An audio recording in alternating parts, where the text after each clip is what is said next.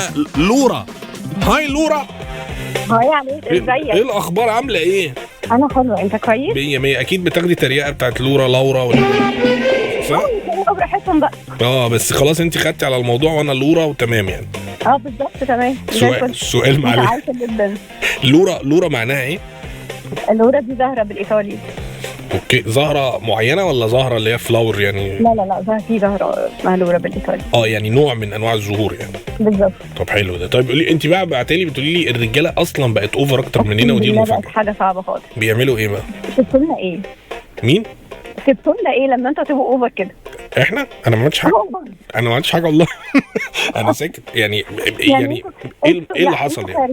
بص، انتوا كرجاله الرياكشن بتاعكم في كل المواقف بقى مبالغ فيه يعني. اوفر. يعني المفروض في العادي انتوا اللي بتهدونا، بقينا احنا اللي بنهديكم. ايوه والله بجد. لا يعني الرجاله بقت صعبه.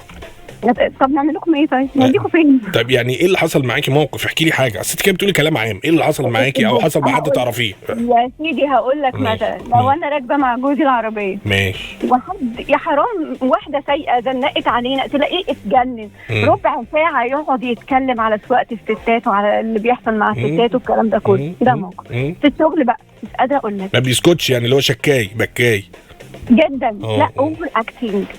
والموضوع الحوار لو المفروض لو بيخلص في 5 دقايق هو بيقعد بقى ايه ربع ساعه بقى. احنا عندنا ده فين الرجاله دي؟ ده ما فيش الكلام ده. ما الرجاله دي ده كده متكلم. لا محاوطيني في كل حته في الشغل.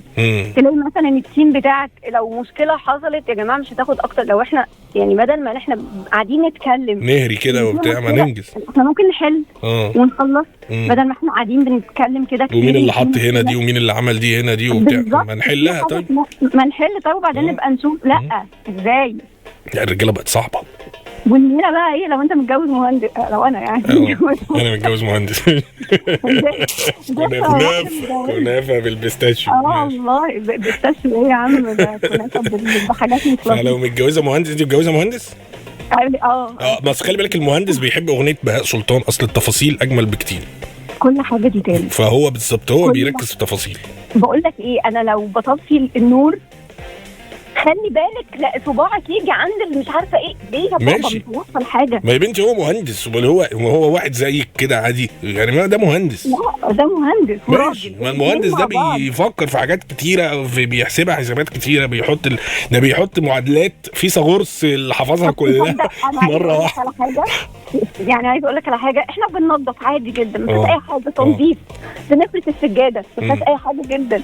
فبقول السجاده دي بتبقى تقيله فمش عارفه ايه.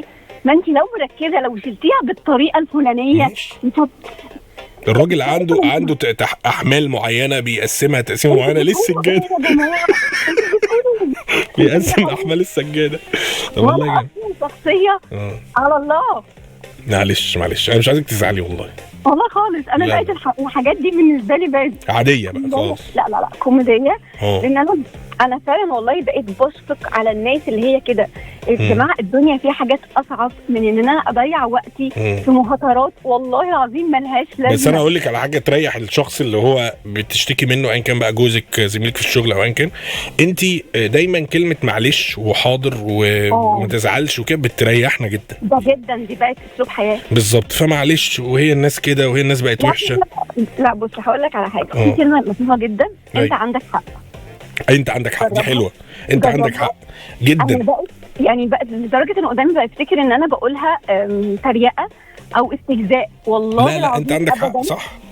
انا بقيت ماشيه بمبدا انت عندك حق، حتى لو انا عارفه ان انا عندي حق مقابل ان انا اريح نفسي. ماشي. انت واضح ان انت شخصيه بتحب تريح نفسها، يعني مش كل الستات زيك على فكره، بس انت طالما كده خلاص ريحيه، قولي له انت عندك حق معلش هي الناس بقت وحشه. ما هو برضو البني ادم لما بيوصل لمرحله معينه كده، عارفه اللي هو السن بتاع الرواد اللي هو بيبقى عدى ال60 وبيبقى رايح بقى اللي هو بتاع الراجل اللي هو ما تلعبش كوره يلا هنا يلا وبتاع، فاهم؟ هو بيبقى الراجل يعني مهندس ده بيبقى وصل لسن ال30 وبيبقى هو اصلا عنده 60، فبيبقى عنده احساس له امشي يلا العب من الكوره بعيد يلا، ويبتدي يكلمك عن ان العيال ما تربتش وازاي ان اهاليهم سايبينهم.